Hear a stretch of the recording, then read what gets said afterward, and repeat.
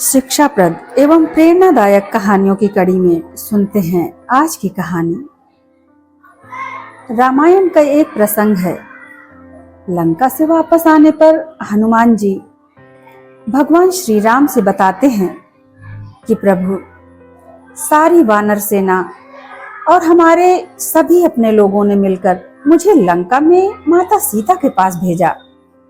प्रभु, आप तो सब जानते हैं, फिर भी यह कहा कि हनुमान, यह काम केवल तुम ही कर सकते हो। मुझे भी लगा कि शायद मैं ही हूं जो समुद्र लांघकर माता सीता को रक्षा का भरोसा दिला सकता हूं। लेकिन आज मेरे मन से यह भाव निकल गया है कि मैंने कोई बड़ा काम किया है, क्योंकि मैं लंका नहीं जाता तब भी रावण मां सीता का कुछ भी बिगाड़ नहीं सकता था। जब मैं लंका में अशोक वाटिका पहुंचा तो देखता हूं कि उसी समय रावण अपनी चमचमाती हुई तलवार लेकर आता है और माता सीता को धमकाने लगता है कि यदि तूने मेरी बात नहीं मानी तो मैं तेरा सिर धड़ से अलग कर दूंगा।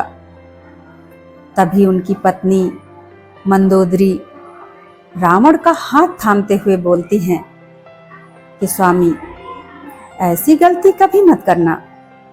यह एक पतिव्रता नारी है, इसके एक रोम के नुकसान से भी आपका सर्वनाश हो जाएगा। जबकि मंदोदरी चाहती तो सोचती कि माता सीता ना रहें तो ही अच्छा है। उसके बाद एक त्रिजटा नाम की राक्षसी ने कहा कि एक बानर आया हुआ है जो लंका में आग लगा देगा। मुझे तो पता भी नहीं था कि मैं वहां आग लगाने गया हूं, लेकिन उस संत महिला को पता था कि मैं वहां आग लगाने वाला हूं। जैसे ही रावण के सैनिकों ने मुझे पकड़ा और उन्होंने मुझे नुकसान पहुंचाने की कोशिश की तो विभीषण ने पूरी राज्यसभा के सामने कहा कि सेवक को इस प्रकार हानि पहुंचाना न्याय नहीं है। तब उन्होंने मेरी पूंछ पर कपड़ा लपेटा और तेल डालकर उसमें आग लगा दी। इस प्रकार लंका को जलाने का कार्य संभव हो पाया। हे प्रभु, आपकी लीला अपरंपार है। आप तो रावण से भी वह कार्य करवा लेते हैं जो आप चाहते हैं। मैं तो आपका सेवक ही हूं। दोस्तों, अपनी जिंदगी में पीछे देखकर ईश्वर का धन्यवाद कीजिए और जीवन में आगे का सोचकर ईश्वर पर भरोसा रखिए, क्योंकि आप इस वक्त जहां पर खड़े हैं वहां पर ईश्वर ने वह जगह आपके लिए निश्चित की है। इसलिए खुद के ऊपर ना घमंड करना है और ना ही निराश होना है।